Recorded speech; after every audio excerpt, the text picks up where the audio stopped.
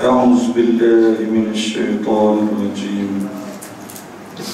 بسم الله الرحمن الرحيم. السلام عليكم ورحمة الله وبركاته.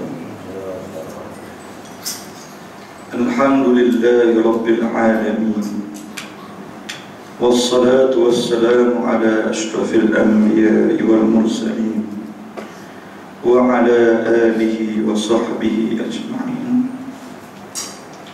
أشهد أن لا إله إلا الله وأشهد أن محمدا رسول الله. رب اشرح لي صدري ويسر لي أمري واحلل عقدة من لساني يفقهوا قولي.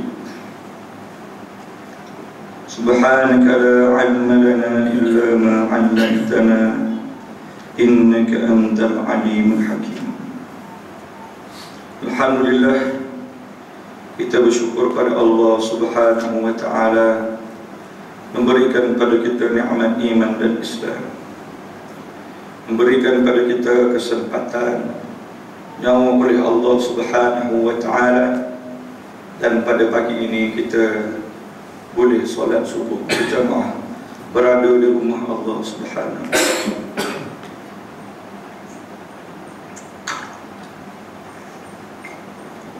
Allah beri kita nikmat nyawa, Allah beri kita nikmat nafas. Supaya apa tuan-tuan? Supaya kita boleh bertaubat kepada Allah Subhanahu wa Ta'ala. Allah sayang kepada kita. Allah bagi kita hidup balik setelah kita tidur. Yang mana tidur ini sebenarnya maut saghir, mati yang kecil. Tetapi kebanyakan manusia bila dia tidur, seolah-olah dia confirm bangun pagi esok. Dia tidak tahu pada malam itu kemungkinan besar dia boleh mati tu. Sebab apa? Mati ini tidak syarat tua. Mati ini tak syarat sakit. Nak kena tua dulu, bongkok dulu baru nak mati.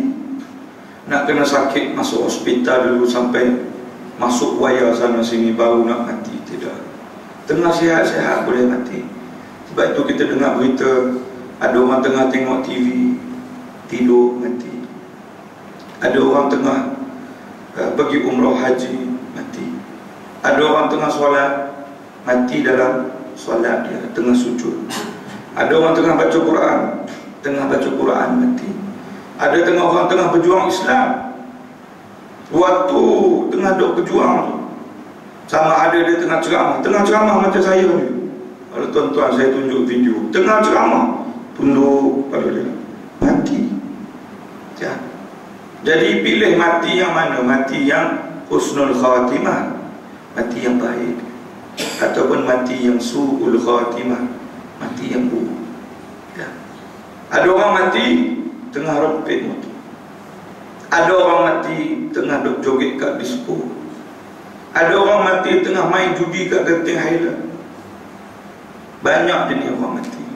Dan ada juga pada pagi subuh ni, ada yang mati tak bangun lagi. Tu pun mati juga. Tu panggil tidur mati. Subuh tak bangun-bangun. Tak tahu lah subuh dinosaur ke, subuh gajah ke. Kerana solat subuh ini dan solat isyak berjamaah adalah solat yang paling sukar kepada orang yang munafik. Kalau kita susah nak bangun subuh, kita susah nak bangun isyak, itu tandanya dalam diri kita ada sifat munafik. Alhamdulillah tuan-tuan yang datang pagi ni tak ada ciri munafik. Tapi kalau esok tak datang, ada ciri munafik. Bukan hari ni datang, esok tak datang, tiap-tiap hari datang. Sebab tu saya kalau kuliah subuh ni, saya tak buat kuliah slow-slow. Kalau saya buat kuliah slow-slow, tuan-tuan, kita umat Islam, itu nak tidur lah. Itu jadi kuliah naum, kuliah tidur. Lepas tu kita semayang subuh, sebelum subuh azan, as-salatu khairun minan naum. As-salatu khairun minan naum. Salat itu lebih baik, lebih bagus, lebih afdal daripada tidur. Solat itu lebih baik, lebih afdal daripada tidur. Nak kena azan kau bahasa Melayu kot. Sebab kau bahasa Arab orang tak terasa kan. Kalau orang Kedah ni dia azan, semayang tu bangun lebih baik daripada tidur. Terbangun buat orang. Tapi kau bahasa Arab lah biasa. Tapi kau bahasa Arab ni ramai orang tak faham kan. Sebab dia tak belajar bahasa Arab. Sebab itu kalau boleh kita belajar tiap-tiap hari bahasa Arab. Sebab kita baca dalam Quran, baca dalam solat, kita baca bahasa Arab. Yang mana kita ikrar 5 kali sehari, 5 kali sehari. Solat subuh, zuhur, asar, maghrib, isyak. Apa ikrar kita? Apa aku janji kita? Apa bai'ah kita? Kita baca dalam doa iftitah. Inna salati wa nusuki wa mahyaya wa mamati lillahi rabbil alamin. Sesungguhnya solatku, solati, wa nusuki. Apa maksud wa nusuki? Siapa boleh jawab? Apa maksud wa nusuki? Terbaca doa iftitah setiap hari, setiap waktu. Maksud dia apa? Dan amal ibadahku, ibadah. Wa mahyaya. Apa maksud wa mahyaya? Hidupku. Dan wa mamati maksud dia apa? Matiku lillahi rabbil alamin. Hanya untuk Allah, Tuhan sekalian alam. Sekarang ni orang baca, dia faham tak apa yang dia baca? Dia tak faham kan? Tuan-tuan baca dalam doa tahiyat. Doa tahiyat, doa apa ni, duduk antara dua sujud. Cuba baca. Rabbil firli warhamni wajburni warfa'ni warzuqni wahdini wa'afini wa'afani. Okay, wajburni maksud apa? Wajburni. Jangan sebut dan juburku pula. Salah. Wajburni maksud apa? Balik cari. Balik tengok cari. Dan saya sebut semua sini, nanti tak tahu kan? Ustaz sebut tadi wajburni, tak faham, tak tahu. Balik tengok bacaan, makna bacaan solat. Duduk antara dua sujud. Cari. Sebab apa kita solat 17 rakaat sehari. Dalam keadaan kita solat 17 rakaat ni, ada dalam rakaat tu kita tak faham pun. Kita tak faham pun. Kalau dia faham, tiap-tiap kali dia solat, dia takkan buat maksiat. Sebab apa? Inna salat, sesungguhnya solat itu akan mencegah kita. Inna salat tanha 'anil fahsya'i wal munkar. Akan mencegah daripada fahsyat, kekejian dan kemungkaran. Tapi setiap kali orang solat, berubah tak kemungkaran? Banyak tak berubah. Dan ada perempuan yang pergi solat pakai telekung, semayang subuh, zuhur, asar, maghrib, isyak. Lepas habis solat, buka telekung, pakai balik seluar lagi ni. Pakai balik skirt tu tadi. Pakai balik baju kurung yang jarang nampak baju dalam. Ni perempuan tak ada maruah. Perempuan yang tidak tutup aurat, semuanya perempuan tidak ada maruah. Tidak ada maruah di sisi Islam. Sebab apa? Dia sendiri jual maruah dia. Pakai seluar ketat, pakai baju ketat. Kalau pakai baju yang ada butang, buka butang biar nampak buah dada. Ni passion apa? Dia tanya. Passion apa macam ni? Kalau orang Islam macam ni, dia sendiri dah hina Islam dah. Tapi kita tak nampak orang Islam hina Islam. Kita kata orang kafir hina Islam. Kita kata orang Yahudi hina Islam. Kita kata orang Cina hina Islam. Kita kata orang Hindu hina Islam. Sebenarnya orang Islam tu sendiri, dia dah hina Islam dah. Sebab apa? Sebab dia ingkar perintah Allah. Ingkar perintah Allah. Kalau jadi suami, isteri tak tutup aurat, rambut dia buka, dedahkan, baju ketat-ketat biar nampak montok, body orang suruh tutup aurat, bukan bungkus aurat. Faham Tutup aurat bukan bungkus aurat. Sebab aurat ni masuk apa? Benda yang aib, benda yang patut tutup. Sekarang ni orang tutup apa? Dia tutup atas bawah tu ya, macam pakai bikini ya. Bagi dia dua tu saja yang aurat. Dah. Islam kata, Allah kata tutup semua. Nabi kata tutup semua kecuali muka dan tangan. Rasa semua orang Islam faham dah. Tapi kenapa buat juga? Kerana degil. Kerana apa? Kerana saja nak lawan Allah.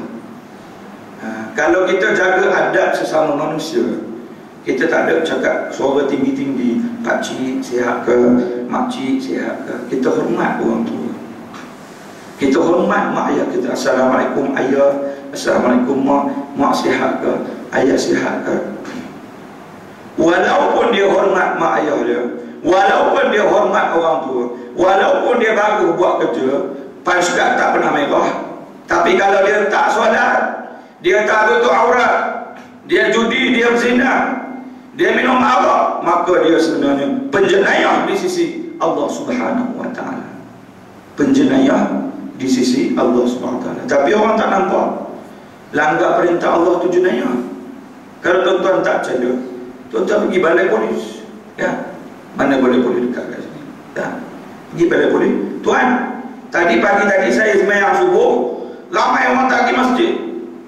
Ramai orang tak ke surau. Agak-agak polis itu cakap apa? Ya? Dia kata bukan orang lain tak solat, tak payah report kan, saya pun tak solat. Polis itu bukan semua, sebahagian. Sebab apa? Solat tak solat ni hal peribadi. Tak cari tuan-tuan tanya, pergi lapor ke SPRM ke rasuah, dan ramai orang tak solat, dia pun tak layan. Pergi mahkamah, ramai orang tak solat, dia pun tak layan. Ya. Bukan kata mahkamah biasa, mahkamah syariah tu dia tak layan. Oh tak solat, semua orang tak solat. Ya. Padahal Allah sebut apa dalam surah Mudaththir? Surah Mudaththir. Sebab tu tuan-tuan kalau datang ngaji ada pen kertas. Ya. Kalau tak pun kita ada iPhone, kita ada smartphone, boleh buka, boleh catat. Ya. Tapi kalau tuan-tuan tak catat, itu tandanya tuan-tuan macam Imam Syafi'i. Imam Syafi'i dia tak catat, dia ingat terus. Sebab saya pergi mana-mana surau masjid, memang kebanyakannya mungkin anak cucu cicit Imam Syafi'i. Imam Syafi'i memang tak boleh. Dia baca buku ni tuan, dia kena tutup sebelah. Hak ni masuk terus. Ya. Kalau dia dengar ceramah tokoh dia, masuk terus kepala otak dia. Ya. Jadi tuan-tuan insya-Allah, kalau rasa tak ingat boleh. Ya. Sebab al-ilmu kas-saidi. Ilmu itu macam binatang buruan, macam kambing lembu. Ya. Bukan ilmu tu standard macam kambing, tapi dia boleh lari. Ya. Kalau tuan-tuan tak tambat lembu nak korban esok ni nak dekat dah, tuan-tuan main biar je letak dekat depan pagar, depan rumah. Esok-esok agak-agak ada lagi tak lembu tu. Itu wallahu alam, kena sembelih awal, malam tu dah kena sembelih dah. Ya. Sebab apa kita tak ikat? Ikat itulah tulisan kita kekal. Dan ikat itulah mengikat. Okay, surah Mudaththir Allah kata apa? Tuan-tuan tengok surah Mudaththir, apa nama ayat, tuan-tuan tengok nanti. Ya. Saya tak ingat ayat berapa. Ya. Allah tanya, boleh tak seorang tolong ambilkan terjemah? Saya tak sedar kalau kita tak baca semua. Kadang kita baca, kita ingat, ada tak ingat, kita tengok. Bila tengok insya-Allah ingat balik. Allah tanya dalam surah Mudaththir, ma salakakum fi saqar, Allah kata. Sebab apa kamu masuk neraka saqar? Allah tanya kepada orang yang duduk dalam neraka. Ya, Allah tengok orang yang duduk dalam neraka. Sebab apa kamu masuk dalam api neraka? Mereka yang duduk dalam api neraka ni, neraka saqar ini, bukan dia buat jenayah yang pandangan manusia tu jenayah. Pada pandangan manusia, orang yang merompak itu satu jenayah, orang yang mencuri itu satu jenayah, Orang yang merogol itu satu jenayah. Syukuran. Orang yang merompak itu satu jenayah. Tetapi dalam Islam, barang siapa yang tidak solat adalah satu jenayah. Ya. Tetapi ramai umat Islam tak nampak itu sebagai satu jenayah. Ya. Jadi Allah tanya dalam surah Al-Mudaththir, tuan-tuan ada dalam Quran, buka Quran tengok, ya. Bukan payah pun. Quran sekarang ni tuan-tuan macam-macam passion itu. Warna hijau, warna merah, warna biru, warna kuning, warna-warni. Oh, cantiknya Quran, ya. Tapi orang tak baca Quran, ya. Yang itu yang kena cek balik. Sebab apa? Sebab kalau kita ni Quran cantik, Quran begitu gini, tapi kita tak faham Quran, apa nak jadi dengan Quran tu? Adakah Quran ni kita nak baca bab tajwid saja? Ya. Adakah Quran ni kita nak baca bab tarannum saja? Ya. Nampak saya tak jumpa surah Mudaththir. Biasa boleh jumpa lah.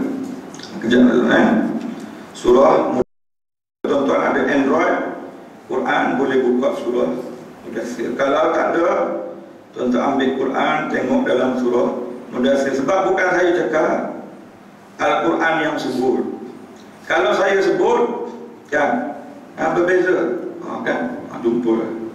Atau senang pakai Android, kan. Surah Mudaththir. Dalam surah Mudaththir, kan,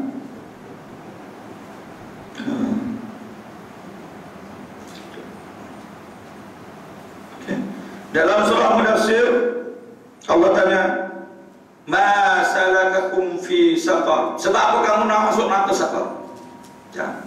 Sebab apa kamu masuk neraka saqar? Contohnya kita ni masuk penjara, contohlah, bukan kita masuk, na'udzubillah. Datang warden penjara ni, dia pegang cotak, datang ketuk letak dekat pintu besi penjara. Tiba-tiba dia tengok ada bantuan baru masuk. Oi budak, kenapa kau masuk penjara? Curi apa pula? Merompak ke? Bunuh orang ke? Itu kalau orang dalam penjara dunia. Yang ni masuk neraka Allah. Masuk neraka Allah SWT. Ma salakakum fi saqar. Sebab apa kamu masuk neraka saqar? Sebab qalu lam naku minal musalli. Mereka cakap, orang yang duduk dalam neraka ni bukan dia sebab mencuri, bukan dia masuk neraka saqar sebab dia mengumpah, bukan dia masuk neraka saqar sebab dia merogol orang, bunuh orang, apa semua, tidak. Dia hanya lam naku minal musallin, bukan di kalangan orang-orang yang solat, ya. Bukan di kalangan orang-orang yang solat. Jadi tidak solat itu, tinggal solat itu suatu jenayah dalam Islam, suatu jenayah dalam Islam. Jadi jangan ambil mudah kalau tak solat, ya. Orang yang tengok Quran pun tak jumpa lagi, ya. Jumpa surah Mudaththir pagi saja, ya. Nanti saya tunjuk ayat ke berapa, ya.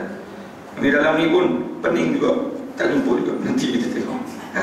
Sebab baru nak cari, ya. 594 surah Mudaththir, ayat ke berapa? Tak nampak. Kenapa tak nampak? Itu tandanya ada hijab. Baca Quran tapi tak nampak, ya. Jadi baca Quran tuan-tuan, biar penuh dengan emosi. Jangan kita baca Quran macam kita baca surat Kamsah, baca tak tahu apa. Ada ayat Allah tentang azab, kita rasa takut. Allahu Akbar. Adakah aku termasuk golongan yang api neraka ni? Ya. Ada golongan yang diberikan nikmat, ya, masuk dalam syurga, mengalir sungai-sungai di bawahnya, di bawah syurga. Adakah kita termasuk golongan ahli syurga? Ya. Datang cerita tentang Nabi Muhammad, Nabi Musa, Nabi Isa, Nabi Harun, Nabi Sulaiman, Nabi Daud, Nabi Adam, Nabi Idris, Nabi Nuh. Apa saja Nabi dalam Quran. Kita rasa, Allah, susahnya Nabi-Nabi dulu nak dakwah, susahnya Nabi-Nabi dulu nak dakwah, kan? Tuan-tuan cuba tengok surah Yasin, ya.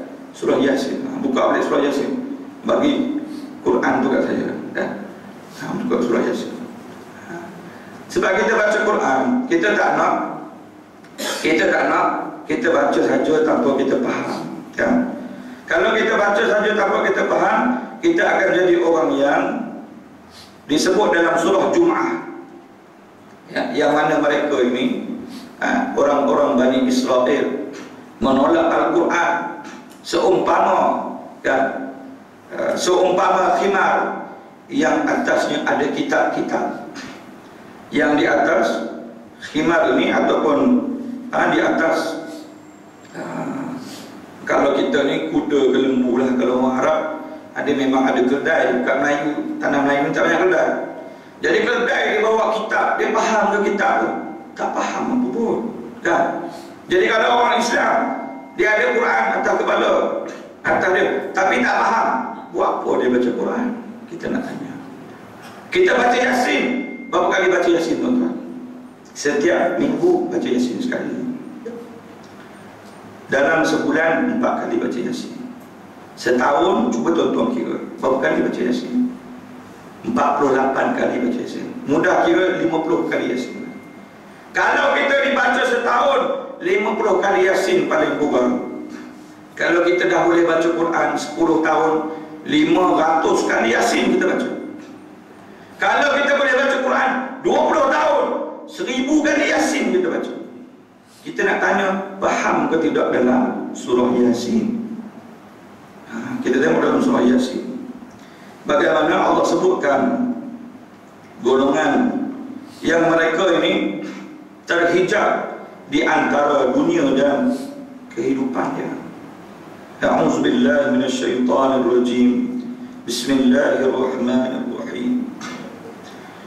وَجَعَلْنَا مِنْ بَيْنِ أَيْدِيهِمْ سَدًّا وَمِنْ خَلْفِهِمْ سَدًّا فَأَغْشَيْنَاهُمْ فَهُمْ لَا يُبْصِرُونَ وَسَوَاءٌ عَلَيْهِمْ أَأَنذَرْتَهُمْ أَمْ لَمْ تُنذِرْهُمْ لَا يُؤْمِنُونَ إِنَّمَا تُنذِرُ مَنِ اتَّبَعَ الذِّكْرَ وَخَشِيَ الرَّحْمَنَ بِالْغَيْبِ فَبَشِّرْهُ بِمَغْفِرَةٍ وَأَجْرٍ كَرِيمٍ. Sadaqallahu azim. Mafakat dulu, ya. Kita bukan nak tafsir surah Yasin, tapi ada juga pengajian kita buat. Apa Allah sebut dalam surah Yasin ayat 9, 10, 11? Allah kata apa?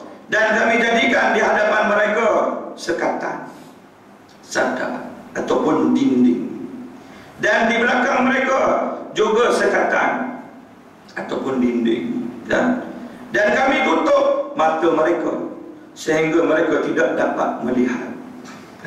Apa maksud dinding itu? Apa maksud sekatan itu? Iaitu dunia, harta, wanita, duit, sebagainya. Orang yang kafir, yang engkar perintah Allah, sebab apa dia tak nak beriman? Sebab dia nampak masuk Islam ni tak ada apa-apa kelebihan. Dia tengok Nabi Muhammad bukan orang paling kaya dalam Mekah pun, ya. Dia tengok orang-orang Islam yang masuk Islam, ada golongan hamba, ada golongan orang susah, ada golongan kanak-kanak. Mana golongan Tan Sri ini? Mana golongan YB? Mana golongan VVIP? Tak ada pun. Jadi mereka tak nak beriman. Fa'aghshaynahum, maka Allah buka, Allah bagi hijab di hadapan mereka, Allah tutup mata mereka. Fa'aghshaynahum fahum la yubsirun, dan mereka tidak dapat melihat. Bukan dia buta, kan? Bukan maksud dalam ayat ni orang yang tak nak beriman tu dia buta. Dia jelek tapi tak nampak. Tuan-tuan faham tak? Ya? Macam kita ni ada adik-beradik, kan? Mak ayah dia tak ada. Bila mak ayah dia tak ada, jadi semua bawa haluan masing-masing. Tapi ada seorang antara adik-beradik kita ni, dia ni tak solat, suka main judi, suka main perempuan, kan? Isteri dia main ngadu kat kita. Kita ni adik-beradik Jadi kita pun sedih, kita pun bagi tahu kepada adik kita ni, isteri hang main ngadu ke aku, hang ni macam-macam buat, jadi orang yang tinggal solat, kaki botol, kaki arak, kaki perempuan. Ni anak-anak ni siapa nak jaga? Ni anak-anak ni siapa nak bela? Duit, berah duit ni tak ada. Apa jawab suami dia? Apa jawab suami? Dia kata, ikut aku lah. Aku ada duit, aku ada tu, aku nak judi ke, aku nak perempuan ke, aku nak kaki arak, ikut aku lah. Nampak? Ini orang yang tak nampak kewajipan suami. Dia ni orang buta, tak buta. Dia ada isteri, dia tahu tak dia ada isteri? Tahu. Kenapa dia main perempuan ni? Dia tahu tak dia ada anak? Tahu. Kenapa dia tak jaga anak dia? Itu tandanya dia jelek tapi buta, tak nampak. Dia duk nampak maksiat, dia nampak kerja dia. Sama juga orang yang engkar perintah Allah. Sebab apa tak nak beriman? Sebab dia nampak dunia, nampak rumah dia, kereta dia, apa semua.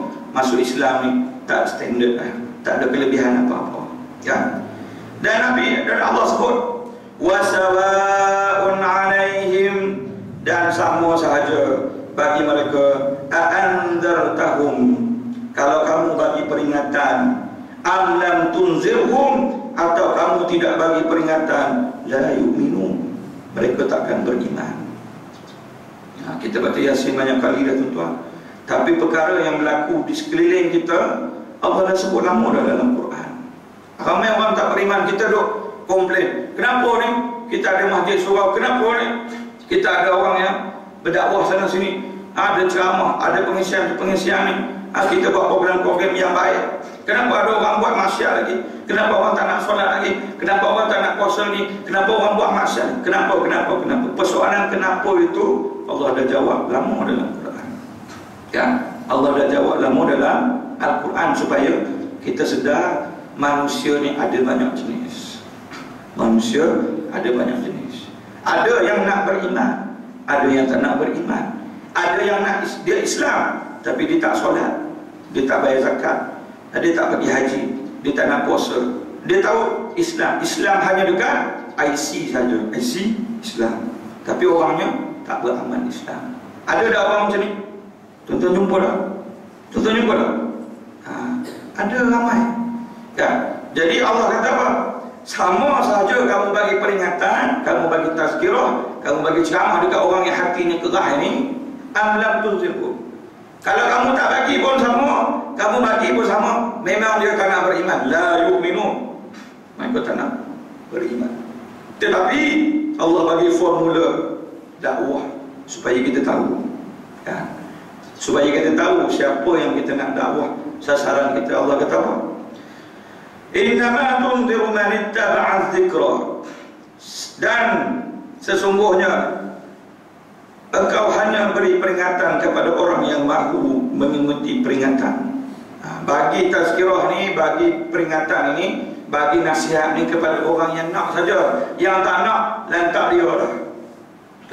Bazir masa kita duduk dengan dia. Tapi kena dakwah juga. Tapi kalau dia tak nak, buat macam mana?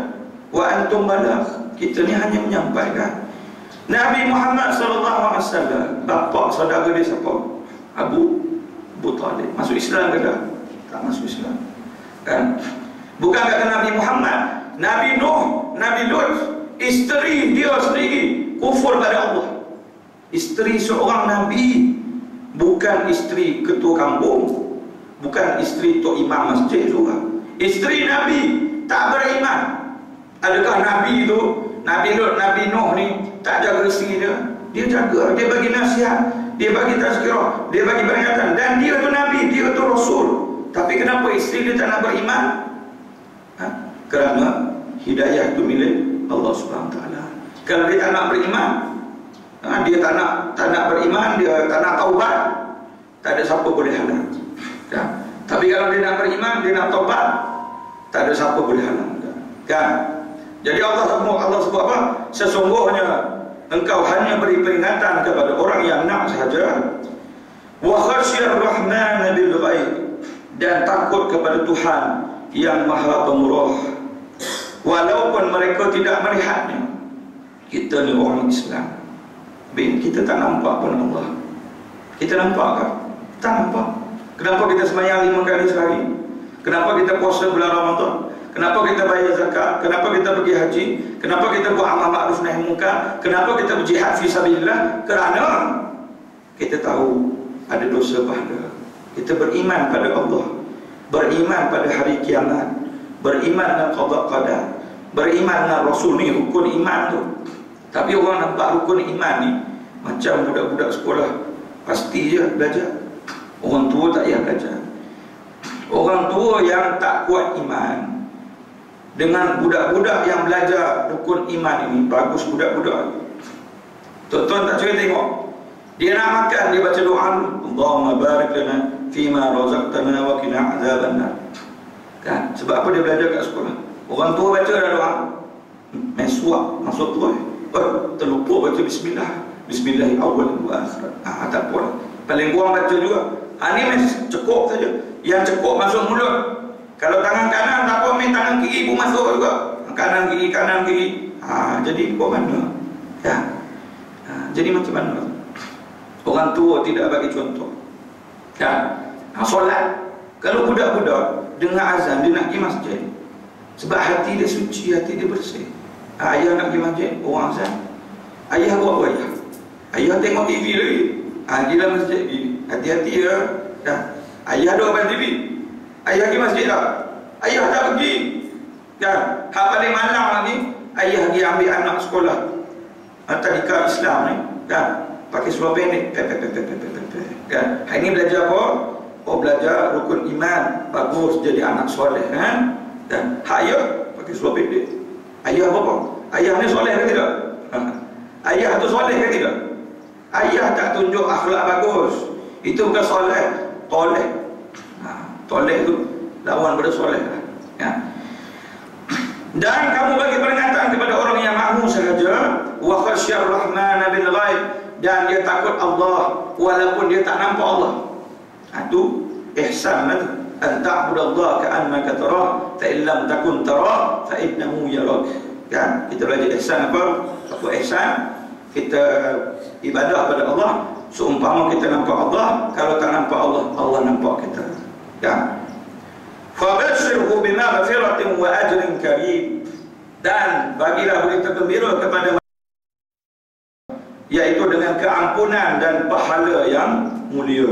Yang mana dalam kisah ni tuan-tuan, sahabat Nabi namanya Ummi Maktum. Ummi Maktum, dia ni timbalan ataupun naik Bilal bin Rabah dia azan. Kan? Ummi Maktum ni kalau Bilal bin Rabah tak ada, dia yang azan. Kan?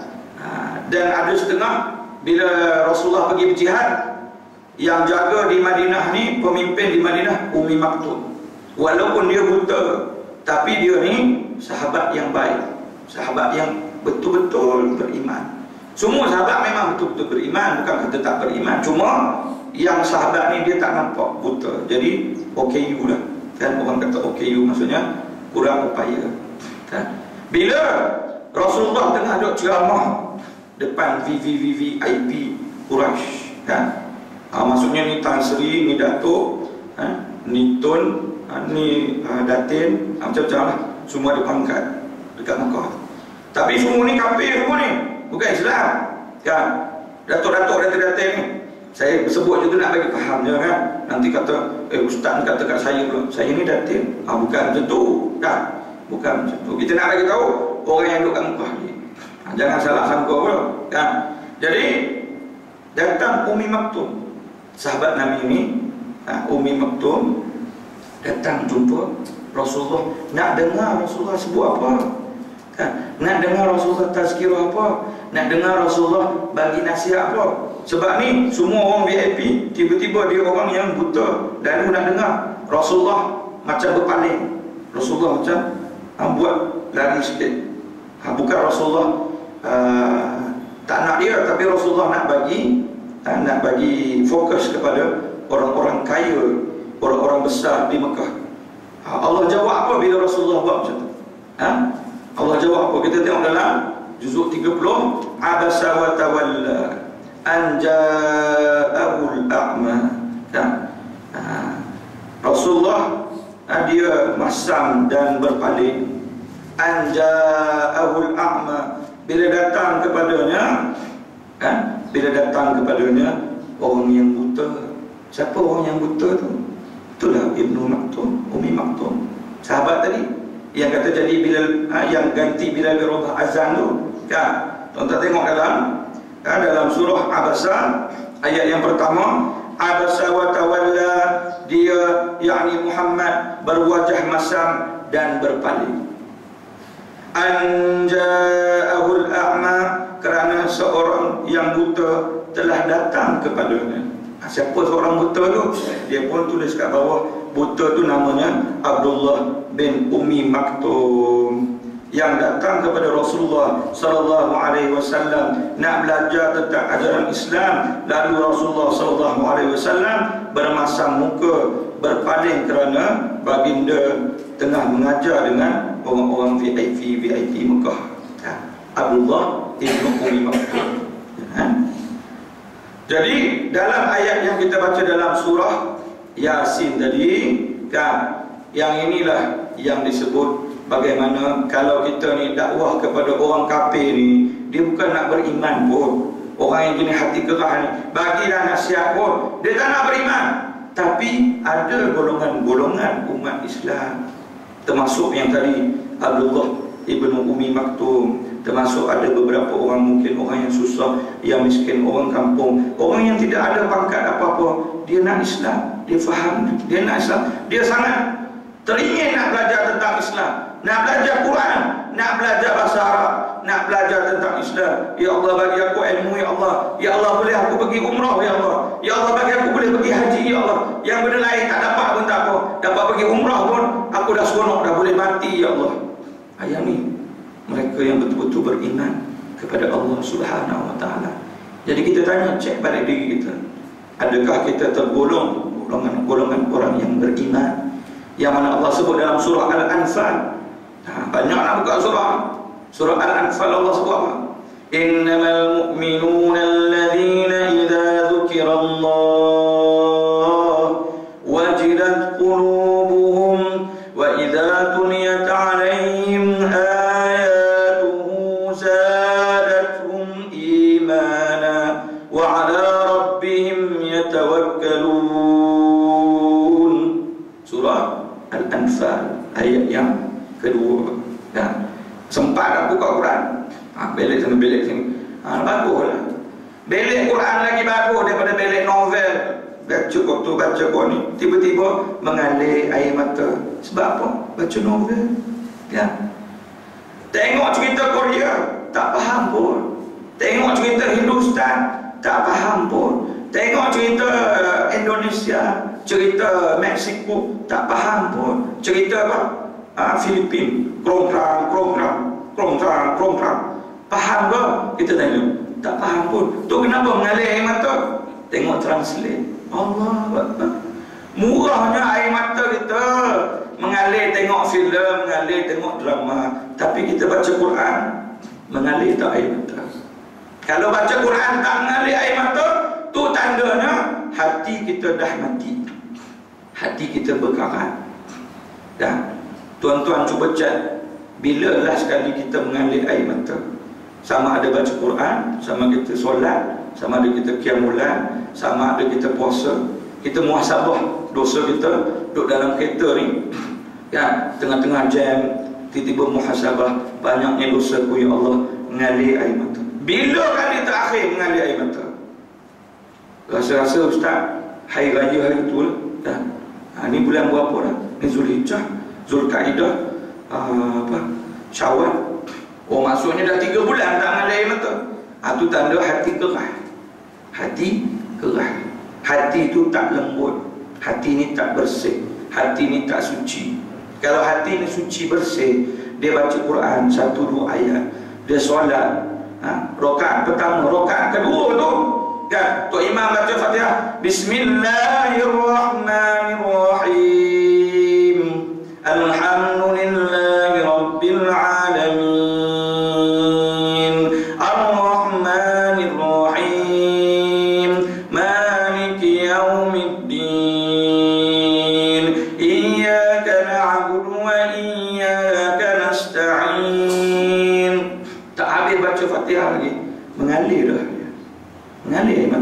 Sebab dia rasa seronok sembahyang tu, dia rasa seronok baca Quran, dia rasa seronok duduk kat masjid surau, seronok kan? Sebab itu dalam surah Anfal tadi, apa maksud dia? Sesungguhnya orang yang beriman, innamal mu'minuna alladhina idza dzukirallah wajilat qulubuhum. Sungguhnya orang mukmin bila dia sebut nama Allah, bila sebut kebesaran Allah, kita duk zikir lepas solat, subhanallah walhamdulillah wa la ilaha illallah wallahu akbar, subhanallah walhamdulillah wa la ilaha illallah wallahu akbar, subhanallah walhamdulillah wa la ilaha illallah wallahu akbar. Sebut macam tu, sebut macam tu, zikir macam tu. Jadi hati ini berdegup-degup ya. Hati ini rasa sayu, hati ini rasa seronok kan. Wa idza tuliyat alaihim ayatuhu zadatuhum imana. Bila dibacakan ayat-ayat Quran kepada dia, bertambah-tambah iman dia, bertambah-tambah iman dia. Kita nak tanya, bila kita baca Quran, bertambah dan iman kita bila kita baca Quran? Ke baca Quran tu tak tambah iman langsung, tu tanda kena cek balik kan? Ataupun ke tak baca Quran langsung, kan? Kalau tak baca Quran langsung, kena cek balik. Kita ni kalau setiap hari buka WhatsApp kan, buka Facebook, buka blog, buka web, buka macam-macam, Quran dia tak buka. Dalam internet ni semua benda buka. Bangun tidur ni tak sembahyang subuh lagi, duduk cari handset. Mana handset aku kan? Oh WhatsApp, oh ada 10 mesej, oh Facebook ada orang like status. Sembahyang subuh tak lagi. Ni saya sebut macam ni pun ada lagi orang tak sembahyang subuh pun. Saya sebut kita tengah duduk tazkirah ni, ramai-ramai orang duduk sekeliling, ada lagi hal tak bangun subuh kan?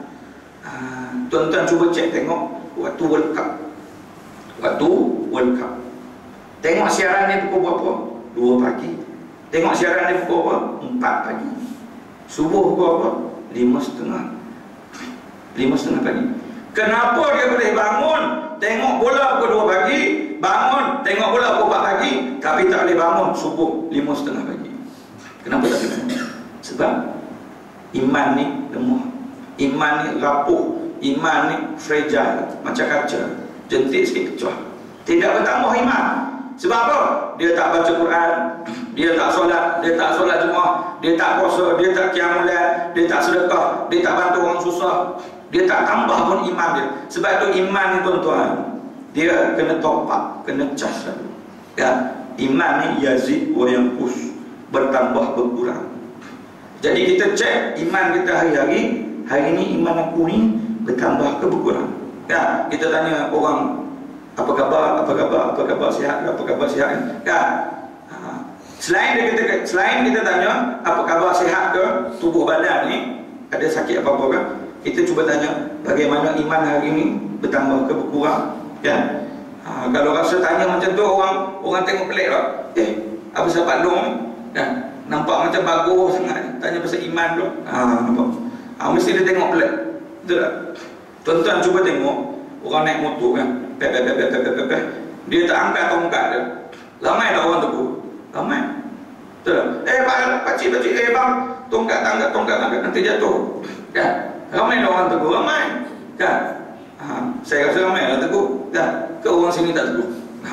Mesti orang tegur punya kan? Nanti tegur dia kan? Jadi dia pun, oh okey, terima kasih, dia pun angkat tongkat. Esok dia naik motor lagi, kan? Tongkat dah angkat, tapi slow pendek. Ada tak orang tegur? Ada tak orang tegur dia? Tak ada siapa nak tegur. Bang, slow pendek. Kenapa pakai slow pendek? Pakai slow panjang lah, aurat tutup kan? Ada tak orang tegur? Tak ada siapa nak tegur. Tak ada siapa nak dakwah. Tak ada siapa nak amal ma'ruf nahi munkar. Kalau perempuan ya, dia pakai bedak ke apa, comel dah muka ni, tapi sengih, nampak cili merah kat gigi kan? Comel tak dia sengih. Mesti orang tengok, buruk je muka kan? Mesti orang cakap, ada cili kat mulut kan? Buang lah kan? Itu kalau dia muka dia putih melepak, ada cili kat gigi, kita tegur. Tapi kalau cuba esok ni dia pun putih melepak kat muka dia, tapi mulut dia ni duk ngumpat orang, kata orang, ada tak orang tegur? Ada tak orang tegur dia? Kak, semalam saya tegur pasal cili kat mulut, sekarang hari ni kau saya cili mulut kan? Terbalik. Nampak? Sebab kakak ni duk ngumpat orang semacam, duk kata orang semacam, kan? Duk ngumpat orang ni, saya kata ke orang benda betul, bukan fitnah. Dia kata, saya kata kok, saya sebut ni benda betul, tetapi aib, tu panggil ribah, kan? Tu panggil ngumpat. Contohnya orang ni dia ada tai lalat dah dekat mana, dekat pinggang ke apa ke, kan? Ataupun apa benda-benda yang aib pasal dia. Benda tu betul, tetapi kalau sebut, orang tu rasa marah, kan? Orang tu jadi marah. Kalau sebut depan dia, orang tu jadi marah, kan? Contoh dia ni ada anak OKU, jenis mengalir, IU apa semua, dia jaga anak dia elok. Tiba kita ni sebut tu anak hang ni cacat lah apa lah, dia marah tak? Mesti dia marah. Tapi dekat belakang kita sebut gini, kan? Walaupun benda betul, tapi benda tu ngumpat, tikam belakang, kan? Yang ni yang Allah sebut dalam surah Hujurat. Banyak dah kena buka surah ni, kan? Yang mana mereka ni makan daging orang yang mati, kan? Makan daging orang yang mati. Sebab apa? Sebab dia kata ke orang, dia kata yang buruk, kan? Dia sebut macam-macam. Jumpa tak surah Hujurat? Tengok dalam surah, saya nak belik betul semua, kan? Bagaimana mereka ni makan daging orang mati, kan? Jadi kalau orang ni ngumpat, kita cakap kat dia, seronok ke makan daging? Dia pun pelik, makan daging apa? Tak makan daging ni, apa? Tu ngumpat orang tu makan daging lah, tapi bukan daging kambing, daging orang mati, kan? Apa ni kata kat saya ni, kan? Tiba-tiba dia tak bagi salam, lepas tu dia ngumpat orang tadi, seronok sangat, kan? Kena cek balik.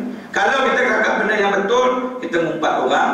Kalau kita cakap yang benda yang salah, itu panggil fitnah, kan? Orang tu tak buat pun, dia kata Tok Imam ni bukan boleh percaya sangat, tengok muka alim pakai serban, tapi sebenarnya tu fitnah yang dia buat, dosa dia berjalan. Orang yang tabur fitnah ni, tuan-tuan perempuan sekalian, walaupun dia tidur, fitnah dia tu orang sebut lagi, dia tidur 24 jam dapat dosa. 24 jam dia dapat dosa, kan? Orang yang buat kebaikan, dia buat bantu orang yang susah, dia bagi nasihat, dia dakwah, hidupkan masjid surau, apa-apa program sebagainya, dakwah pada masyarakat, walaupun dia tidur, tetapi kesedaran Islam itu dapat kepada anak-anak muda, dapat kepada orang-orang sekitar, orang penduduk Islam, kan? Yang bukan Islam pun jadi tertarik pada Islam, walaupun dia tu tidur 24 jam, pahala dia berjalan. Jadi kita nak pilih, nak dapat dosa 24 jam jalan ataupun pahala 24 jam jalan. Tuan-tuan derma buat masjid surau ni, tuan-tuan tidur, pahala berjalan, kan? Tapi kalau tuan-tuan bagi duit buat disko, contohlah, kan, buat disko, walaupun tidur, dosa berjalan. Pilih kau mana. Sebab itu duit kita ini, harta ini sebenarnya milik Allah Subhanahu Wa Taala, bukan milik kita. Harta milik Allah. Walaupun kita cari siang malam, outstation sana sini, duit ni kita cari, ni duit kita lah, bukan duit orang lain. Kenapa kata duit Allah pula? Nampak? Ni jenis orang tak mengaji, kan? Kalau dia mengaji, dia tahu harta ni milik Allah. Walaupun kita cari siang malam, sebab bukan harta saja milik Allah, diri kita ni pun milik Allah SWT. Ni mata, telinga, tangan, kaki, semua ni milik Allah. Betul ke? Tak betul. Baca surah Yasin. Buka balik surah Yasin. Ada banyak nak kena buka ni. Dalam surah Yasin Allah sebut apa? Al-yawma nakhtimu ala afwahihim wa tukallimuna aydihim wa tashhadu arjuluhum bima kanu yaksibun. Pada hari akhirat, tu kita baca Yasin, kita faham ke tak? Biar faham kita baca, kan? pada hari akhirat, al-yawma nakhtimu ala afwahihim, ditutup mulut mereka. Mulut kita semua ni tak boleh cakap. Sebab apa? Dalam dunia kita boleh tipu orang, kan? Isteri tanya, abang di mana? Abang di meeting lah. Padahal dia ada awet lain, kan? Suami pun tanya isteri, pergi mana semalam?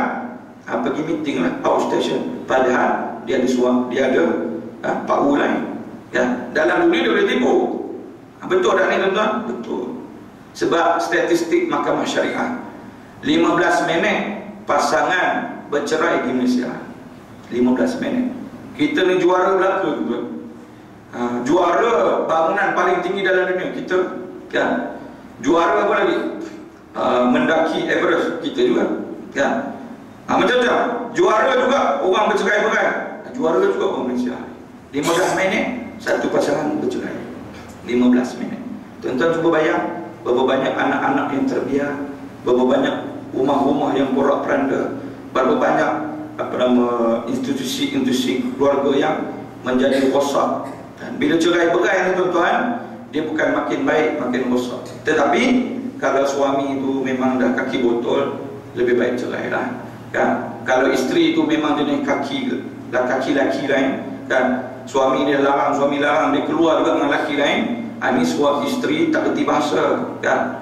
Ni isteri tak tahu malu. Kalau isteri macam ni baik cerai.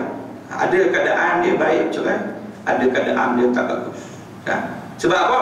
Ada kisah, kan, kawan kita ni, ustaz ni banyak di kerja bahagian Mahkamah Syariah sebagainya.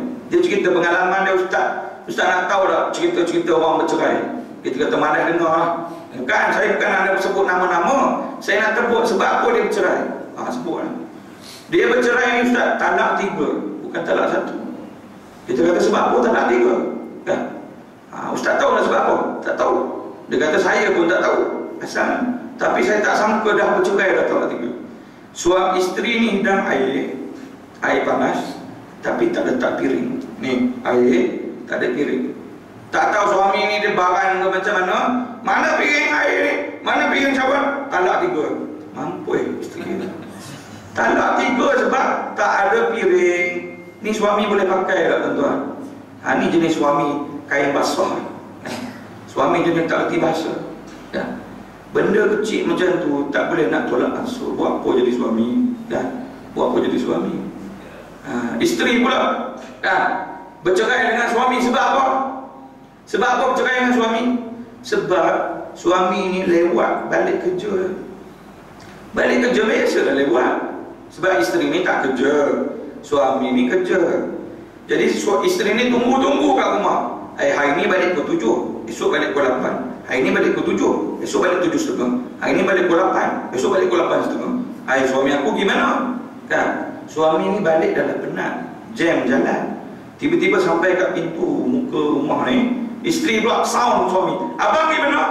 Abang gimana? Abang gimana? Semalam pukul 7, hari ni 7.30. Semalam pukul 8, hari ni 8.30. Hai ingat macam pansekat ke balik rumah ni, kan? Dah jam kat jalan tu, nak macam mana nak tahu? Abang ada suami isteri lain ke? Abang ada perempuan lain ke? Abang ada ni? Yang kalau macam ni tuan-tuan, cakap lagi, bukan cakap ke mulut dah, ke tangan dah naik. Aku dah balik penat, hang tak tanya makan ke, hang tak tanya mandi ke, bukan nak angkat beg ke, tiba-tiba tuduh macam-macam. Bercerai tu, kan? Yang ni benda-benda komunikasi, kan? Benda kena tolak ansur. Sebab tu dia tolak, seorang lagi ansur. Kalau tolak, seorang tolak, mampu yang masuk longkang dulu, kan? Seorang tolak, seorang ansur. Seorang jadi api, seorang jadi air. Jangan dua api, kan? Itu jadi rosak dulu. Kita harmonikan pula. Jadi sebab itu kita sebagai umat Islam kena nampak. Tadi kita baca surah Yasin yang mana Allah kata pada hari kiamat kami tutup mulut mereka, wa tukallimuna aydihim, tangan mereka yang bercakap. Tangan kita buat apa? Kan? Kalau tangan kita ni jadi isteri kita masak untuk suami anak, kan, dapat pahala. Kalau tangan kita ni sedekah, kita bantu orang yang susah, dapat pahala. Kalau tangan kita ni ringan tulang, tengok ada sepah sana sini, suami dia tengok ada rumah sepah, dia tolong kemas. Dia tengok ada dekat sinki penuh dengan pinggan, mana isteri aku ni, kan? Tak apalah hari ni aku tolong basuh pinggan, kan? Sebab mungkin isteri penat, kan? Basuh pinggan, kan? Jadi kalau buat macam tu, alhamdulillah. Tapi kalau tangan yang sama berjudi, tangan yang sama minum arak, tangan yang sama pegang perempuan selain daripada isteri, kan? Jadi rosak, kan? Rosak. Jadi watashhadu arjuluhum, watashhadu arjuluhum, dan kaki menjadi saksi bima kanu yaksibun, atas apa yang kita buat. Kaki pergi mana? Pergi masjid, alhamdulillah. Kaki pergi mana? Pergi umrah, alhamdulillah. Kaki pergi mana? Pergi haji, alhamdulillah. Kaki pergi mana? Pergi bantu orang yang susah, alhamdulillah. Pergi ziarah saudara mara yang meninggal, yang tak sihat, pergi kenduri kahwin, alhamdulillah. Tapi kalau kaki yang sama pergi mana? Pergi disko. Kaki yang sama pergi mana? Pergi main judi. Kaki yang sama pergi mana? Pergi macam budak maksiat. Wa tashhadu arjuluhum bima kanu yaksibun. Jadi akhirat esok, mulut tak ada jawab, tuan. Tangan cakap, kaki cakap, mata cakap, telinga cakap. Kita rasa pelik. Memang pelik sebab benda tu tak berlaku lagi. Macam mana tangan aku boleh cakap pula? Mustahil lah tangan cakap. Bukan tangan, kaki saja bercakap, tuan. Tuan-tuan tengok dalam surah Fussilat. Buka tengok. Banyak kena buka Quran ni. Tengok dalam surah Fussilat. Bagaimana kulit kita pun bercakap. Kulit bercakap. Dan dia menjadi saksi atas apa dosa yang kita buat. Kulit menjadi bercakap. Dan orang yang buat maksiat, yang buat dosa, dia tanya kepada kulit dia, lima syahidtum alaina, kenapa kamu ni jadi saksi ke atas kami, ya? Kenapa kamu pula nak dakwa-dakwi kami? Kamu kan kulit aku, kamu kan tangan aku, kamu kan kaki aku, kan? Orang yang buat dosa, buat maksiat, dia rasa pelik. Anggota badan dia bercakap, kan? Tuduh dia macam-macam, bagi tahu dia macam-macam. Bukan tuduh, dia jadi saksi di depan Allah lah. Aku ni pergi sekian, aku ni pergi sekian, pada waktu malam sekian, isteri aku tak ada rumah, aku keluar sekian, aku pergi clubbing tuan-tuan, aku pergi sekian, aku pergi sekian. Dia sebut semua. Ya, ini CCTV Allah. Lagi canggih daripada CCTV itu, kan? CCTV Allah, dia report semua nanti, kan? Dia report semua. Sebab itu kita tak payah tipu Allah, kan? Tak payah tipu Allah, sebab Allah sendiri dah tahu. Wallahu alimun bidzatis sudur. Allah tu tahu, dalam lubuk hati pun Allah tahu. Wallahu sami'un alim. Allah ni maha melihat, maha mengetahui. Wallahu basir, inna Allaha basirun bima ta'malun. Semuanya Allah ni maha melihat atas apa yang kita buat, ya. Jadi sebenarnya Allah tahu semua, bukan Allah tak tahu. Cuma Allah bagi tangguh, kan? Allah bukan tak tahu kita buat maksiat tu, Allah bukan tak tahu kita buat dosa tu, tapi Allah bagi tangguh. Sebab tu Allah bagi kita nyawa, Allah bagi kita nafas, supaya kita bertaubat, supaya kita bertaubat, supaya kita bertaubat. Minta pada Allah, ya Allah aku banyak dosa, ya Allah. Minta pada Allah, ya Allah aku banyak dosa pada suami aku, pada isteri aku, pada anak aku, pada mak mertua aku, pada siapa saja, pada tok imam, pada ketua kampung, pada cikgu aku kat sekolah dulu, aku mumpat dia, Allah. Kalau kita mau sabar, banyak orang kita buat salah, betul tak? Banyak orang kita buat salah. Sebab itu kita buat salah dengan manusia, Allah tak ampun dosa kita. Allah tak ampun dosa kita. Kita kena minta maaf balik dengan orang yang kita buat salah itu. Sebab Nabi sebut antara orang yang bankrupt, Nabi tanya para sahabat, siapa orang yang bankrupt? Siapa orang yang muflis? Siapa dia? Kan? Orang yang bankrupt, yang muflis, bukan rumah dia terbakar, bukan kereta dia kena rompak. Itu muflis bankrupt dunia. Muflis bankrupt akhirat, iaitu dia ada dosa, dia ada pahala, dosa pahala. Tetapi pahala dia semua bagi ke orang, bagi ke orang, bagi ke orang, bagi ke orang, bagi ke orang. Sebab apa? Yang ni dia pernah ngumpat, yang ni dia buat salah, yang ni dia pernah buat jahat. Patut orang ni dapat peruntukan, dia tak bagi. Patut orang ni dapat perumahan, dia tak bagi. Patut orang ni dapat bantuan UPSR, dia tak bagi. Nampak? Semua yang dia buat salah tu, dia akan kena bagi pahala. Kan? Dia bagi pahala. Sampai habis pahala dia. Habis dah pahala dia. Tinggal dosa saja. Takkan nak bagi dosa ke orang, tak ada. Nabi kata bila tinggal dosa saja, dia perbuatan jahat, khianat dia ada lagi pada orang lain, dia kena ambil pula dosa orang lain, ambil pula dosa orang lain, ambil pula dosa orang lain, ambil pula dosa orang lain, ambil pula dosa orang lain, ambil pula dosa orang lain. Jiran sebelah dia pernah buat jahat, orang ni pernah buat jahat, dengan adik dia buat jahat, dengan mak mertua dia buat jahat, dengan suami dia buat jahat, dengan isteri dia buat jahat, dengan anak dia buat jahat. Semua dosa dia ambil. Lah kali pahala 1 sen pun tak ada, dosa belambak dosa. Jadi Nabi kata, inilah orang paling muflis, paling bankrupt. Sebab apa? Akhirat esok bukan boleh buat amalan, tuan-tuan. Akhirat esok tak boleh buat amalan. Sebab itu tuan-tuan baca dalam Quran, Allah tunjuk dialog. Tuan-tuan tengok dalam surah Al-Munafiqun. Oh, banyak nak kena buka. Dan surah Al-Munafiqun ayat yang ke-9. Cuba tuan-tuan tengok ayat surah Al-Munafiqun. Yang mana dalam surah Al-Munafiqun Allah sebut apa? Wa anfiqu mimma razaqnakum min qabli an ya'tiya ahadakumul maut. Dan kamu infakkanlah sebahagian daripada harta kamu yang aku rezekikan. Min qabli, sebelum datang kepada kamu maut, kematian. Maksudnya sedekah, infak, wakaf, bayar zakat sebelum mati nak kena buat. Jangan dah mati baru nak buat. Dah bila dah mati dan azab ni, bagi tahu ke anak ni, tolong sedekah yang tu, tolong sedekah yang ni bagi anak yatim tu, bagi tahfiz ni, bagi masjid tu, bagi surau ni. Oh, tak guna dah. Tak guna dah, sebab mata tu dah nyawa dah kat halkum dah, nak mati dah. Kan? Nak buat amalan waktu hidup.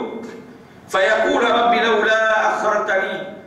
Maka Allah tunjuk dialog dalam Al-Quran, yang mana dialog ni orang yang kena seksa akhirat esok. Fayaqulu rabbi laula akhartani, rabbi laula akhartani, ya Allah, tangguhkan nyawa aku ya Allah, bagi aku hidup ya Allah. Ila ajalin qarib, suatu waktu yang dekat, mungkin seminggu ke, mungkin sehari ke, mungkin 2 hari ke, mungkin 4 hari. Dia dah mati, nak hidup balik. Sebab apa nak hidup balik? Sebab apa nak hidup balik? Sebab apa nak hidup balik? Fa as-saddaqa, supaya aku boleh sedekah ya Allah, supaya aku boleh buat amal soleh ya Allah, supaya aku boleh solat ya Allah, supaya aku boleh tutup aurat ya Allah, supaya aku boleh puasa ya Allah, supaya aku boleh selawat, boleh zikir, boleh baca Quran ya Allah. Nak buat balik macam mana dah mati. Dan fa'as-saddaqa, dan tergolong daripada salihin, dan tergolong daripada orang-orang yang saleh. Tapi padahal dalam dunia dibuat banyak maksiat, banyak dosa. Jadi itu tuan-tuan, kita baca Quran, biar Quran tu melekat dalam jiwa kita, kuatkan hati kita. Ada ayat Quran yang kita boleh mengalir air mata, ada ayat Quran yang kuat iman kita. Semua ayat Quran memang kuat iman, cuma ada ayat-ayat yang menggerunkan. Ya, contoh azab api neraka. Tuan-tuan tengok dalam juzuk Amma. Juzuk Amma tu tuan-tuan, juzuk 30, semua ayat-ayat yang menggerunkan. Sebab apa? Tentang peristiwa hari kiamat, kan? Bagaimana malaikat ni semua beratur, manusia pun beratur. Malaikat ni bukan macam abang long kawasan, kan? Malaikat ni bukan macam ayah anda. Malaikat ni besar sungguh. Malaikat ni tinggi dia langit bumi, sayap dia timur barat. Tiba-tiba di akhirat esok di padang mahsyar, kita beratur bersama dengan para malaikat. Malaikat ni sebesar-besar dia tu. Contoh tengok dalam surah An-Naba. Baca surah An-Naba. Banyak nak kena tengok Quran. Memang banyak, 30 juzuk. Bukan 1-2 muka surat. Tapi ada setengah orang hari ni, ustaz ni sebut ayat Quran.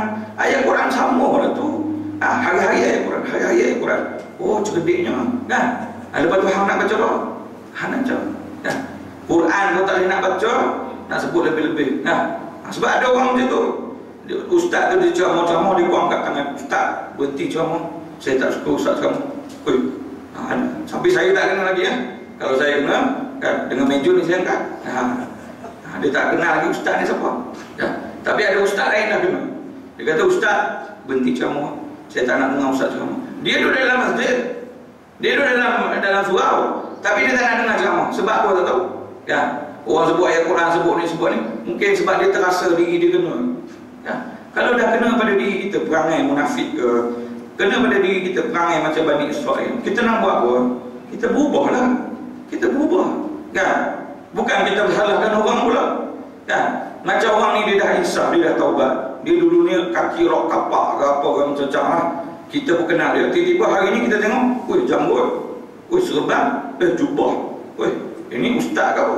Contohlah kan. Bukan kata nak taubat ni kena simpan janggut. Itu salah juga. Nak taubatnya kena pakai jubah. Dah pakai apa pun tak apa. Dah. Bukan pakai apa pun tak apa. Bukan kata jubah 24 jam. Takkan nak main bola pakai jubah. Kan? Ada sepak sana. Itu salah. Salah cara. Kan? Saya pun habis kuliah maghrib. Kita nak pergi gimnasium ni. Pakai jubah juga. Tapi bukan main pakai jubah. Kita salin baju pakai t-shirt lah. Kan? Tapi orang tengok plan. Pasal pakai jubah nak tangkap maksiat ke apa? Dah. Dia tengok plan. Sebab saya pergi KL pakai jubah. Dia tengok atas bawah kan? Jarang orang pergi KL pakai macam ni. Pakai jubah ke sebenarnya ada tak orang KL tengok masuk kat pavilion ke, ada kat Suria KLCC ke ada? Tak ada. Tapi hari tu saya pergi pakai macam ni, dia pun tengok atas bawah kita pun saudara aku ke apa ni kan? Kita pun tak kenal dia, kita nak tegur pun tak tahu. Lepas tu dia tanya, "Cik, saya nak tanya sikit boleh?" Kata, boleh. Kenapa nak tanya apa? Dia kata dia tengok kita ni, "Cik, saya tengok cik ni pakai jubah macam ni, pakai kopiah.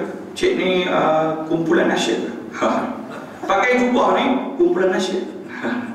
Kita pun, ya Allah, tiba-tiba jadi kumpulan nasyid. Sebab dia nampak pakai jubah ni tok imam je, kumpulan nasyid. Apalagi tok lebay, balik umrah, balik haji kan. Kalau tak percaya, tuan-tuan cuba pergi kerja pakai kopiah tengok. Mesti orang yang bukan Islam mesti dia tegur, bawa balik haji juga, bawa balik umrah ke? Dia pun tahu. Yang orang Islam pula dia tengok pakai kopiah, bawa bertaubat ke semalam ni, kan? Sebab apa? Sebab pakai kopiah. Tak percaya pakai kopiah. Segarnya takut. Tapi kopiah ni tuan-tuan, saya nak sebut, walaupun dia murah 5-10 ringgit, walaupun harga dia murah, paling mahal pun 20 ringgit lah, tapi dia boleh jaga iman kita. Dia boleh jaga iman kita. Tuan-tuan pernah tengok orang beratur dekat Magnum, kedai judi tu, pakai kopiah ada? Ada tak? Tak ada. Tuan-tuan pernah tengok orang masuk disco pakai kopiah? Ada tak? Dia pakai kopiah, dia pun beratur nak masuk disco kena bayar, mana free. Masuk masjid free, tapi tak nak datang masjid. Masuk disco kena bayar. Bayar juga beratur. Tiba-tiba dia pakai kopiah, masuk batu disco. Orang yang jaga disco pun boleh, Pak Haji, tunggu dulu. Pak Haji ni silap tempat kan? Ni disco, bukan surau. Ini tempat orang-orang yang tak bertaubat. Dia tahu pun. Kalau nak bertaubat pakai kopiah, tu surau kat situ, jalan straight, corner kanan, masuk jumpa. Ini disco. Dia pun tahu. Maksudnya kopiah ni walaupun simple, walaupun murah, dia boleh jaga iman kita. Dia boleh jaga iman kita. Takkan orang pakai kopiah, tiba-tiba orang bagi duit sekepuk, masuk poket, duit rasuah. Ada dah orang pakai kopiah ambil duit rasuah. Dia mesti keluar kopiah dulu, letak kopiah kat tepi, duit rasuah, masuk poket. Kan? Dia takkan pakai kopiah punya. Kan? Orang yang isap rokok, ada ke baca bismillah? Bismillahirrahmanirrahim. Kepu, ada? Tak ada. Orang nak mencuri, Bismillahirrahmanirrahim. Ya Allah, bagi mudah ya Allah, buka kunci ya Allah. Ada tak? Tak ada. Maksudnya yang buat maksiat, buat dosa ni kebanyakannya semua jauh dengan Allah. Semua jauh dengan Allah. Bila kita tarik dekat, insya-Allah dia berubah, dia jadi orang yang baik. Yang mana orang yang jutawan tu, yang sebelum ni dia duduk rasuah-rasuah, kita tiun sikit. Nak kaya boleh, tapi jangan rasuah. Jangan rasuah. Kita pun buat bisnes. Bukan kita tak buat bisnes. Kita pun buat mesyuarat dekat padang golf, dekat Perangsang ke dekat tu ke dekat ni, kita pun main golf. Kan? Tapi saya tak main, saya tengok orang main. Tapi kita mesyuarat pasal bisnes ni juta-juta, ratus ribu, puluh ribu contohlah kan. Tapi kita tak ada pun minum haram. Tapi kita tak ada pun main judi macam orang main golf. Kadang-kadang dia main golf sama-sama bisnes. Okey, you masuk satu lubang, I bagi you cek 18,000.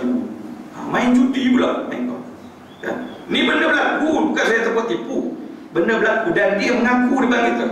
Ustaz, saya dulu memang kaki golf, tapi main golf, main judi sekali. Okey, you masuk satu lubang, I bagi you cek 5,000. Okey, 18,000, 5,000, 18,000. Satu lubang banyak berapa ribu. Apa point dia? Kita nak tanya apa point? Main golf sambil berjudi buat apa? Tak boleh ke main golf pakai seluar panjang, ni nak pakai seluar pendek pula. Dah ada pura boroi kan, pakai seluar pendek. Lagi teruk tengok kan. Pakai seluar panjang elok, tutup aurat kan bagus. Kan main golf elok, niat kerana Allah, tak ada masalah, dapat pahala. Bukan golf tu masalah. Orang yang main golf tu apa masalah? Ya. Bukan kaya tu masalah, kaya tak masalah. Dia nak beli banglo 4, 5, 6 tingkat ke, dia pakai Mercedes ke BMW, tak ada masalah. Sebab Nabi kata ada 4 benda yang asas kepada orang Islam. Rumah yang luas, kereta yang baik, kenderaan yang bagus, isteri yang salihah, jiran yang baik. Ada 4. Kalau anak ada 11, bilik 2, boleh duduk tak rumah tu? Anak ada 11, bilik ada 2, rumah yang luas. Nabi kata rumah yang selesa. Jadi kalau anak 11 orang, takkan bilik 2, tambah lagi lah. Ya. Maksudnya rumah tu kena selesa. Ya. Bukan kita kata reto-reto ni, apa yang ada lah. Tak, Allah kata, ya, inna Allah la yughayyiru ma biqaumin hatta yughayyiru ma bi anfusihim. Allah takkan ubah nasib satu kaum melainkan mereka sendiri ubah. Ya. Kita bukan boleh minta rezeki Allah, ya Allah turunkan ya Allah rezeki. Tak boleh, kena ikhtiar, kena usaha. Sebab itu kita tengok China, India, dia boleh buat rumah besar, kereta besar. Bukan sebab dia rasuah, itu satu hal lah. Tapi sebab dia berusaha, berniaga. Ya. Buka supermarket, buka kedai runcit, buka apa lagi dekat pasar malam, jual ikan, jual sayur. Orang Melayu pun jual juga. Jadi poin dia dekat sini, kaya itu tidak salah, tetapi jadilah orang kaya OKB, orang kaya bertakwa, orang kaya beriman. Ya. Bukan orang kaya saja, orang miskin beriman. Orang miskin yang beriman, orang sederhana yang beriman. Ni dia dah miskin, rumah patut tiang macam ni, tiang ni macam ni. Nah, nak kata ubah tu, dah sengit nak roboh lah. Tiba-tiba anak keluar pakai skirt, tiba-tiba anak keluar kaki botol, tiba-tiba bapak pergi berjudi, mak pula jadi pelacur. Ni orang miskin, rumah dia nak roboh. Tapi tengok perangai ni, ahli syurga ke ahli neraka? Alhamdulillah. Kalau dia stay macam tu, walaupun dia miskin, tapi tak boleh masuk syurga. Tapi kalau dia kaya, beriman, bertakwa, dia akan jadi ahli syurga. Sebab saya sebut ada satu kisah ni. Saya ni kalau dapat mic memang tak ada berhenti. Nak berhenti ni? Kan? Seminit 2 lagi. Sebab apa tuan-tuan? Sebab jangan datang first time pula tu. Kan? Lepas ni kalau tuan-tuan tak panggil pun tak apa dah. Kan? Sebab saya dah bagi banyak dah. Kan? Sebab kadang-kadang kita pergi shopping mall 2-3 jam tak sedar. Ya. 2-3 jam kat shopping mall kan sedar. Nak balik dah ke? Tadi baru parking. Padahal dah 3 jam dah kat shopping mall. Ya. Tak ada apa pun. Kadang-kadang pergi tengok handset, pergi tengok baju, pergi tengok handbag, pergi tengok tu window shopping. Ya. Tak beli apa pun, beli aiskrim je sebatang. Ya. Tak beli apa pun, tapi 2-3 jam kat shopping mall. Duduk kat masjid, baru setengah jam, baru sejam ceramah. Nak bangun lah. Nak bangun lah. Apa ustaz ni lama sangat ni? Kan? 10 minit sudah lah. 10 minit sudah lah tazkirah. Saya pernah jadi imam tarawih tuan-tuan. Kita baca 2-3 ayat. Lepas habis sembahyang tarawih tu, dia bukan nak tegur pelan-pelan tak. Dia panggil Tok Imam. Tok Imam main sini. Tok Imam main sini. Tok Imam lain kali baca 1 rakaat 1 ayat. Dia bagi tahu kat kita ni sembahyang baca 2-3 ayat. Sebab dia tak nak, dia kata baca 1 ayat. Bismillahirrahmanirrahim. Alif lam mim. Allahu akbar. Macam tu. Jangan banyak-banyak. Penat kita kata. Ada juga orang macam ni. Kalau penat, tak payah sembahyang jemaah. Hang sembahyang kat rumah seorang sudah lah. Banyak jenis orang komplain macam tu. Kan? Sebab apa? Dia nampak bab agama ni tak payah panjang-panjang, tak payah susah-susah, buat sikit-sikit sudah. Kan? Sebab tu tuan-tuan tengok dekat rancangan televisyen. Bila rancangan Tanya Ustaz? 11:30 malam. Bila rancangan Bismillah Tazkirah? 6 pagi. 6 pagi tadi. Kan? Bila rancangan Jejak Rasul? Pukul 4:30 pagi. Ulangan 4:30 pagi. Bila rancangan Melodi? Melodi bila? 12:30 hari. Bila rancangan Galaksi? Gosip musik? Pukul 8 malam, 9 malam. Waktu perdana. Maksudnya tanyalah ustaz ni pukul 11:30 malam, mana ada nak tengok? Kan? Orang 11:30 dia dah tengok TV. Tanyalah ustaz. Tutup TV, nak tidur ngantuk. Kan? Sebab pukul 11:30 malam, mana ada orang nak tengok? Patutnya tuan-tuan cadang kat TV. Lain kali jangan buat rancangan Tanyalah Ustaz, rancangan Tidurlah Ustaz. Sebab apa? Orang dah tidur lah. mana orang tengok? Kan? Lain kali buat rancangan pukul 8 malam, pukul 9 malam, baru orang tengok. Bukan waktu dah lelah nak tidur. Kan? Ni konsert live. Anugerah skrin, anugerah berita harian live, ada iklan pun. Kan? Pukul 8 malam, 9 malam sharp. Kan? Iklan yang berbayar beratus ribu. Kan? Tapi rancangan agama buat lebih kurang. Kan? Juara Akademi Fantasia 300,000. Juara Maharaja Lawak Mega 500,000. Juara Musabaqah Quran 3,000. Tak pun 10,000. Tuan-tuan tengok tu pun dah boleh beza dah. Tak ada siapa nak support program-program agama. Walaupun Musabaqah Quran itu tak faham lagi pun dalam Quran.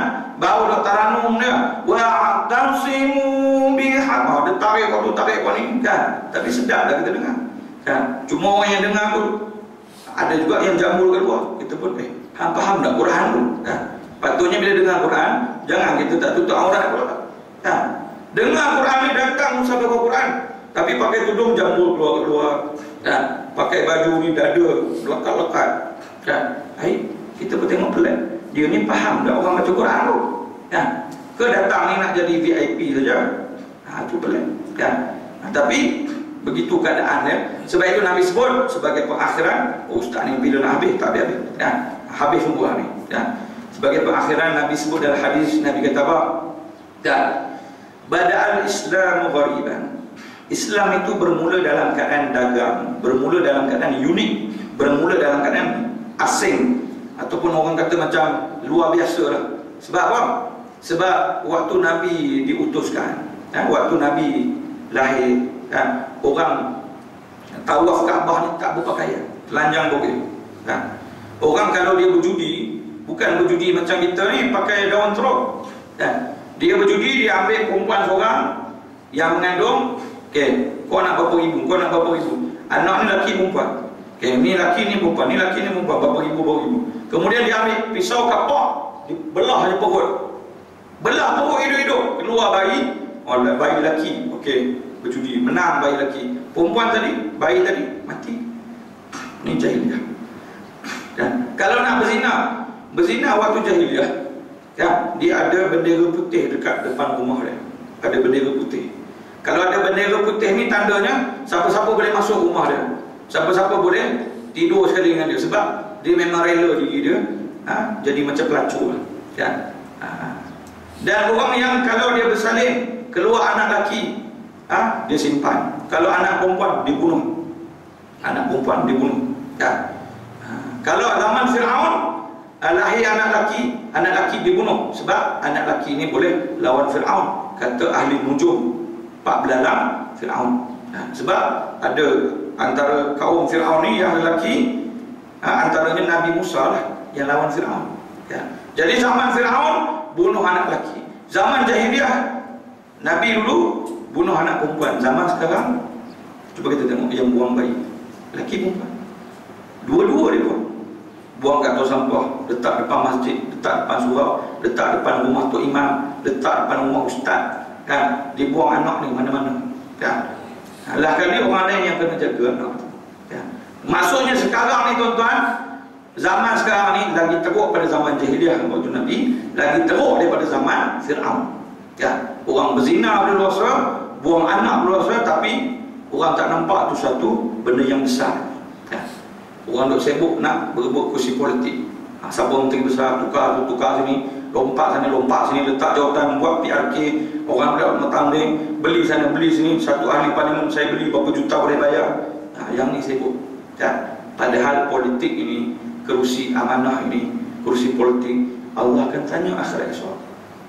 Allah akan tanya akhirat esok. Kalau suami dia ada 4 isteri contohlah, jangan orang perempuan marah pula tapi memang boleh kahwin kahwin 4 ni. Kalau dia tak adil kahwin 4 ni, dia berjalan esok sengit. Masa akhirat esok dia jumpa Allah jalan sengit baru dia. Sengit macam mana wallah, tapi sengit lah. Sengit kau ni ke, sengit kau ni ke. Sebab tak adil antara 1, 2, 3, 4. Itu kalau ada 4 isteri.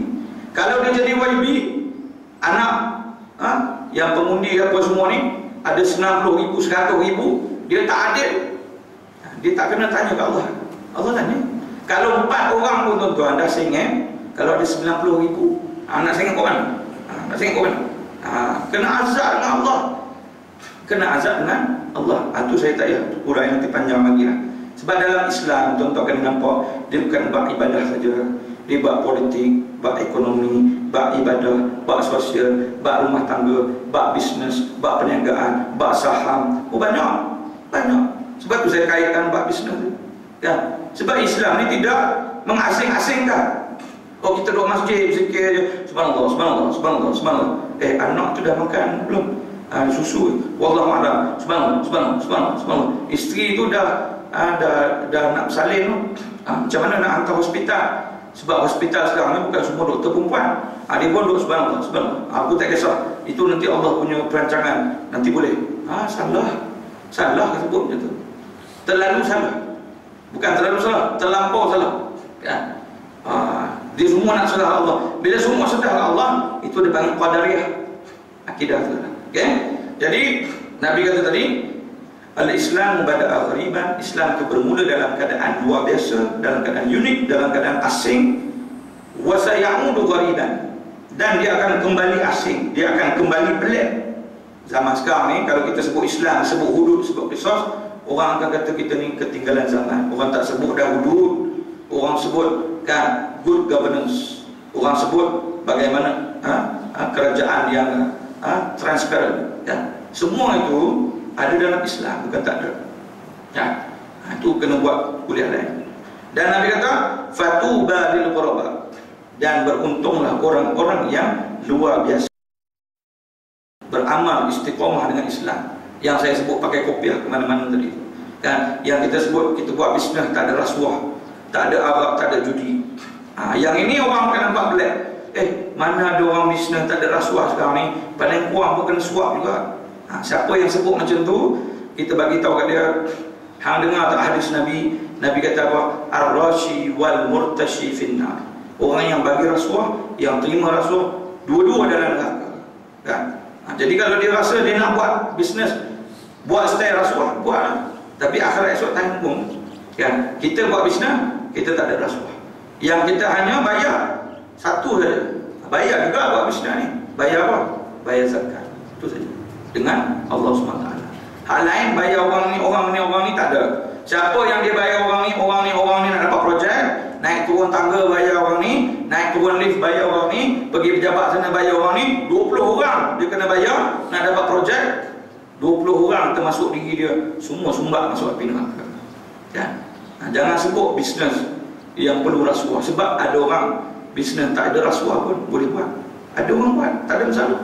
Kenapa kita nak buat jalan kemungkaran tu? Kan? Macam orang nak masuk chef, dia pernah tanya Ustaz Ismail Kamus, kan? Ustaz, saya masuk kat hotel ni nak bagi sedap, kena buat arak sikit, baru sedap masakan. Kan? Ada tak hukum Islam yang boleh kita buat arak setitik dulu? Ustaz ni pun hang nak suruh aku cakap apa? Yang halal jadi haram, yang halal jadi haram, yang haram jadi halal. Kalau halal jadi haram, haram jadi halal, itu bukan halal ke haram, itu hilang. Campur semua, tak boleh. Dia jadi chef ke, jadi apa ke, bila bertembung dengan benda haram, buang benda haram. Jangan lu buat. Orang lain masak jadi chef, tak ada guna arak pun boleh sedap. Ya. Jadi ustaz ni macam tak nak berhenti lah. Kan? Aku tengok pun kecil besar ya. Kan? Baik berhenti lah sekarang. Kan? Jadi sekat saja apa yang baik pada Allah, apa yang kurang daripada saya sendiri. Jadi sesama kita tutup majlis dengan tasbih kafarah dan suratul Nas. Barakallahu bihamdik, asyhadu an la ilaha illa anta, astaghfiruka wa atubu ilaik. Bismillahirrahmanirrahim. Wal 'ashr. Innal insana fi khusr illa alladhina amanu wa 'amilus shalihat wa tawassaw bil haqqi wa tawassaw. Assalamualaikum warahmatullahi wabarakatuh.